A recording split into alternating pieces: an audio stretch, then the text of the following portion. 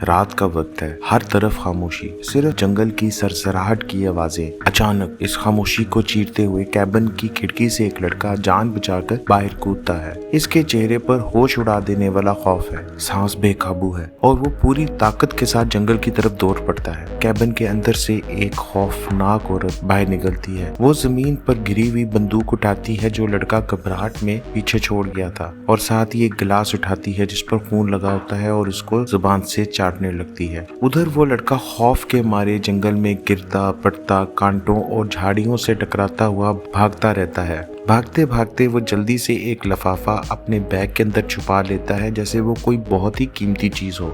इसके हाथ बार बार खाली कमर की तरफ जाते हैं, शायद वो अपनी बंदूक ढूंढ रहा था जो वो पीछे गिरा आया।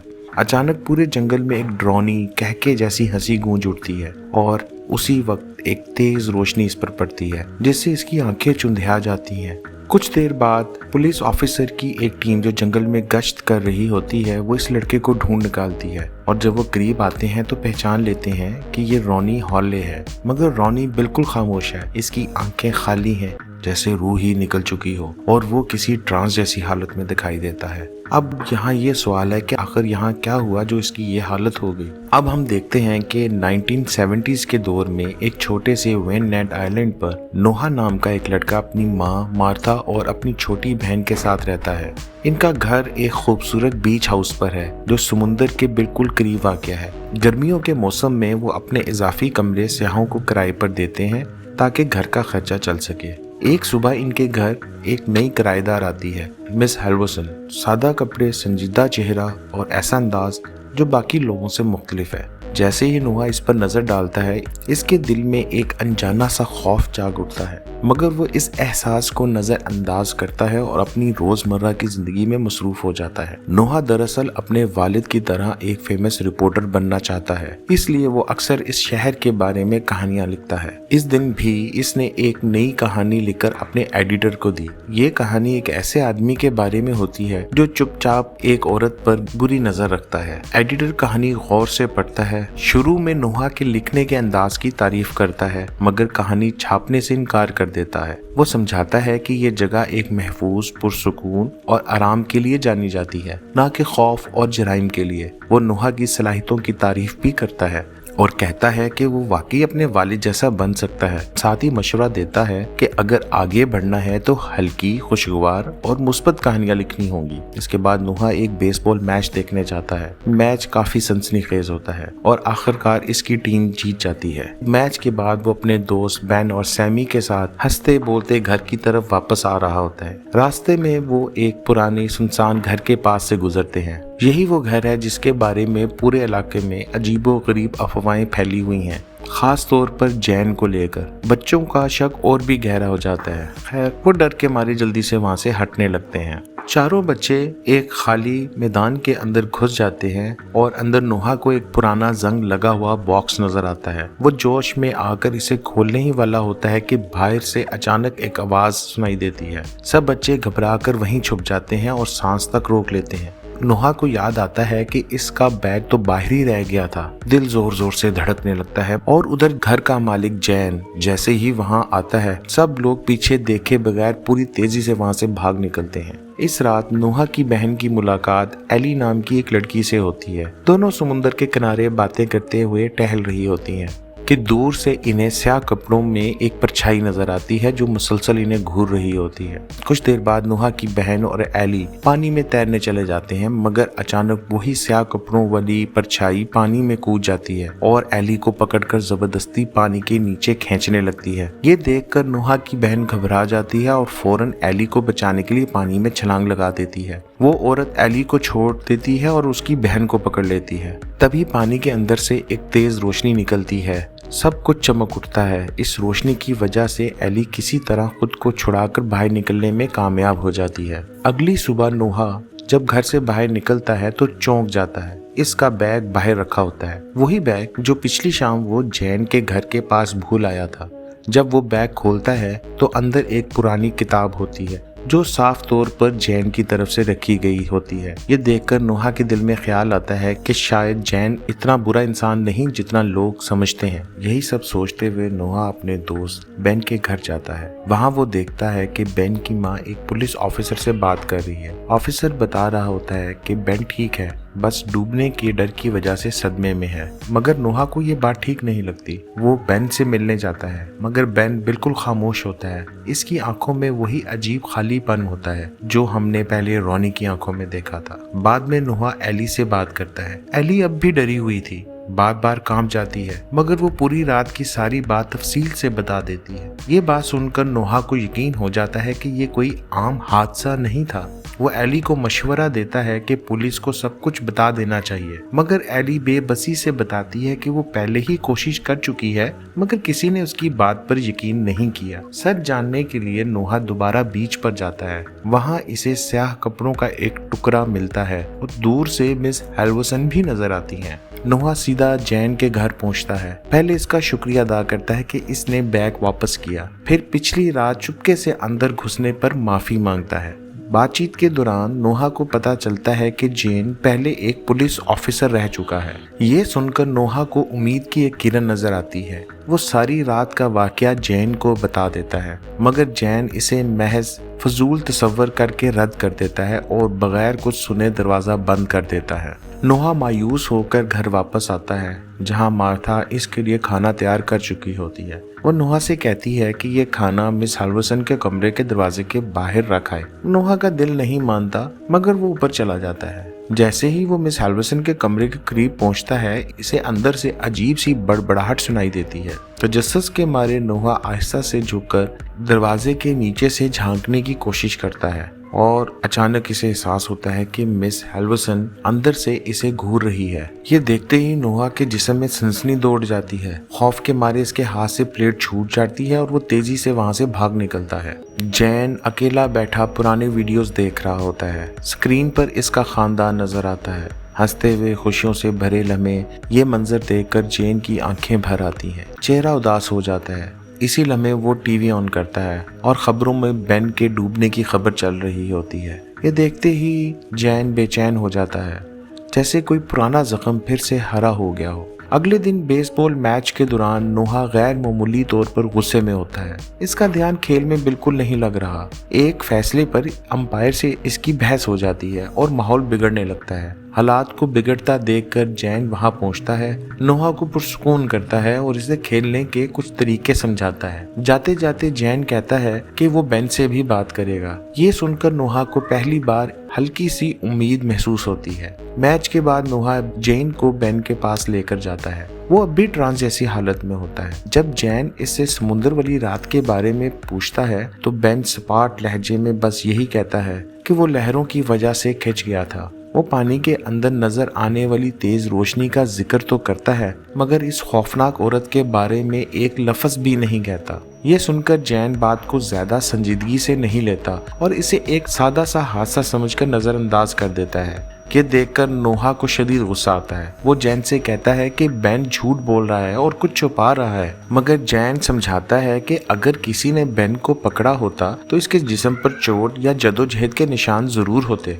कहानी में हम आगे देखते हैं कि बीच पर कुछ यंगस्टर्स पार्टी कर रहे होते हैं। इस भीड़ में एक लड़के की नजर एक बेहद खूबसूरत लड़की पर पड़ती है। लड़की भी इसे देखकर मुस्कुराती है, आहिस्ता आहिस्ता इंटरेस्ट जाहिर करती है। कुछ देर बाद वो लड़की इसे पार्टी से दूर जंगल की तरफ ले जाने लगती है। ये जगह नो मैंस आइलैंड के नाम से जानी जाती है। लड़का हिचकिचाता है क्योंकि इसे मालूम होता है कि ये इलाका ममनू है और माजी में यहाँ धमाकों की मशकें होती रही हैं, मगर लड़की इसकी बात नजरअंदाज करती है। मुस्कुराते हुए इसका हाथ पकड़ती है और जबरदस्ती अंधेरे जंगल की तरफ ले जाती है। अचानक जंगल के अंदर से लड़के की खौफनाक चीखें गूंज उठती हैं और एक जोरदार धमाका, पूरी जगह हिल जाती है। फिर हम टीवी स्क्रीन पर केविन की झलक देखते हैं। इसकी आंखें बिल्कुल खाली, चेहरे पर कोई तासुर नहीं। वो बिल्कुल वैसे ही देख रहा होता है जैसे पहले बेन और इससे पहले रॉनी। ये देखकर नोहा को यकीन हो जाता है कि ये सब महज इत्तेफाक नहीं बल्कि किसी खौफनाक ताकत का काम है।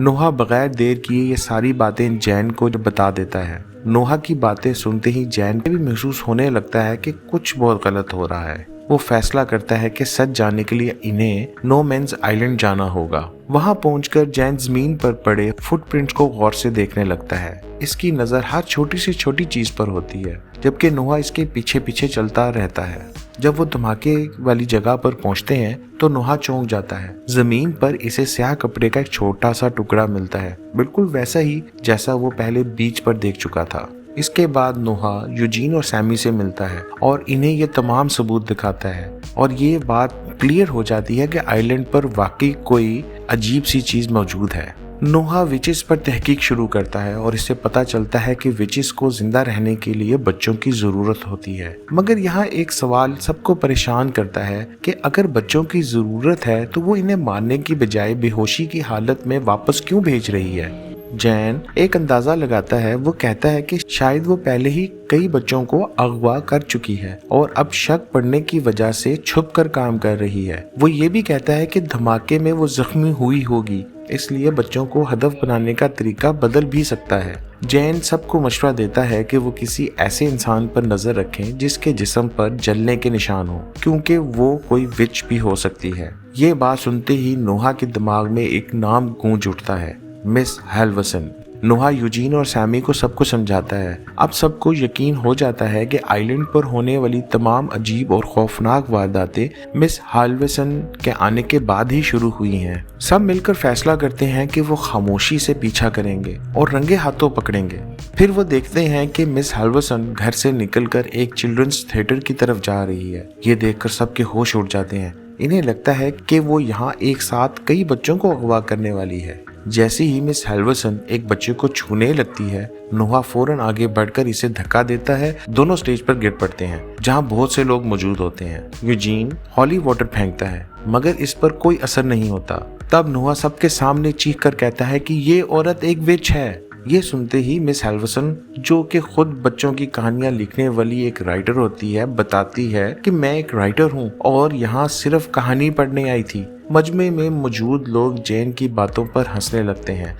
इस शर्मनाक वाक़ये के बाद गुस्से में आई मिस हेल्वर्सन फौरन गेस्ट हाउस छोड़ने का फैसला कर लेती है। मार्था इससे बार बार माफ़ी मांगती है मगर मिस हेल्वर्सन पूरे सीजन का दिया हुआ पैसा भी वापस मांग लेती है। इसके जाने के बाद नोहा अपनी माँ से माफ़ी मांगता है मगर गुस्से में भरी मार्था इसे अपने सामने से जाने को कह देती है। नोहा सीधा जैन के पास जाता है और आज जो कुछ हुआ होता है सब कुछ इसे बता देता है। नोहा की बातें सुनकर जैन संजीदा लहजे में कहता है कि झूठा इल्जाम किसी की जिंदगी हमेशा के लिए बर्बाद कर सकता है। तब नोहा अपने वालिद के बारे में बताता है। वो एक सहाफ़ी थे जो सच्ची कहानियों की तलाश में दुनिया भर में घूमते रहे, मगर आखिरी रिपोर्ट के दौरान एक हादसे में इनकी मौत हो गई। नोहा कहता है कि वो भी अपने वालिद की तरह सच सामने लाना चाहता है मगर शायद इस बार वो गलती कर बैठा है। नोहा की बात सुनकर जैन खामोश हो जाता है। कुछ देर बाद वो भी अपनी कहानी सुनाता है। वो बताता है कि इसका बेटा जो आज तकरीबन 40 साल का होता,